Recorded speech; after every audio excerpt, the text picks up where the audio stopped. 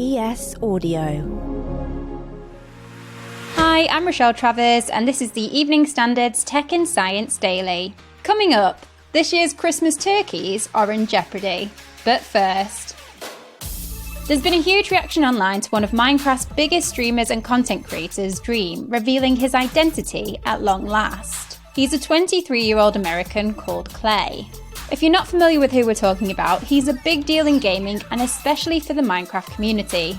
In fact, he might very well be one of its biggest stars. To put things into perspective, he has 30.4 million YouTube subscribers and has amassed around 2.7 billion views. Before now, he had only been known by a simple iconic smiley face, but has finally removed his mask. Dream has since confirmed that he will now be doing more IRL content.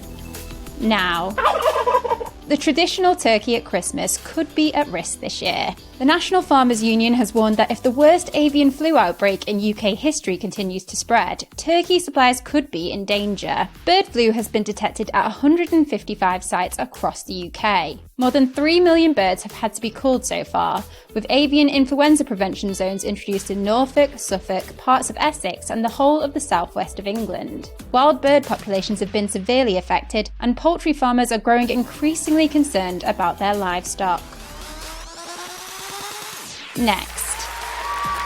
The Nobel Prize in Physiology or Medicine has gone to human evolution research. The prize committee said that Sweden's Svante Pääbo has performed the seemingly impossible task of working out the genetic code of Neanderthals, one of our extinct relatives, and also performed the sensational feat of discovering the previously unknown hominin Denisova. The discoveries help our understanding of evolution and how humans spread around Earth.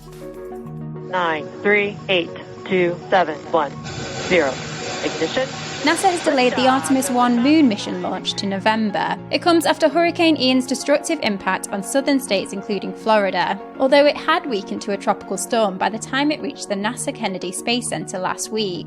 The Artemis 1 mission Space Launch System moon rocket and the Orion spacecraft were moved to the Vehicle Assembly Building to wait out the storm. After conducting inspections to assess any impact, NASA said it did not find any damage. The American Space Agency says it's now working towards a launch period between the 12th and the 27th of November. Prime Minister Liz Truss's personal mobile number is being sold on a US website by hackers, along with 25 other cabinet ministers, according to reports. Among those listed are said to be Chancellor Kwasi Kwarteng, Defence Secretary Ben Wallace, and Foreign Secretary James Cleverly. Members of the Labour shadow cabinet have also been targeted, with party leader Sir Keir Starmer being among them. This could raise concerns that the security of ministers may be compromised, with foreign intelligence agencies able to access and exploit the information. The Duolingo language app is in talks with the UK government about offering cheap visa tests. They want to be allowed to offer UK visa applicants an online language test for less than £50, replacing a system that costs some more than £1,000. The founder of the online language learning app told The Observer that the $49 Duolingo test had less risk of fraud and would be fairer for people wanting to study or work in the UK. Currently, visa applicants need to demonstrate their grasp of English by taking a secure English language test in an approved centre. According to data, these are available in 134 countries and territories, but leaves people in 67 countries having to travel abroad to take a test. Let's go to the ads. Coming up, Hollywood actor Bruce Willis denies selling his face and justice against nuisance calls. Whilst you're here, why not give us a rate and follow?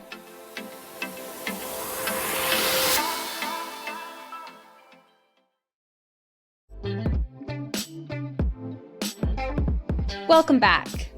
A study has found that COVID has left a third of young people feeling like life is out of control. The Prince's Trust class of COVID research also found that more than 60% of 16 to 25-year-olds said they were scared about their generation's future, having lived through a pandemic only to face a cost of living crisis. However, there have been some positive findings. Almost half of those surveyed said living through the pandemic had made them more resilient, and slightly over half said they were more determined to achieve their goals than previously. The research, which surveyed more than 2,000 people across the UK, is part of a campaign to raise awareness of the longer-term impacts of the pandemic on the younger generation. There have been some big fines issued against companies who aggressively pestered people with cold calls. 4 companies have been fined a total of £370,000 after ignoring data laws to bother members of the public with hundreds of thousands of nuisance phone calls. According to the Information Commissioner's Office, the companies were motivated solely by profit as they attempted to sell to people who had opted out of marketing calls. Andy Curry, the Watchdog's investigations head, said the practice had left vulnerable people, including the terminally ill, distressed, upset, worried and inconvenienced. And finally, Hollywood star Bruce Willis has denied selling his likeness to a deepfake company. The actor has rejected that he licensed the use of his image after formally announcing his retirement early this year. Last week, it was reported that Willis sold his likeness to deepfake, a Russian company specialising in AI-powered content optimization, shortly before he learned of his aphasia diagnosis. One of Willis's agents has shared a statement saying, "Please know that Bruce has no partnership or agreement with this deepfake company."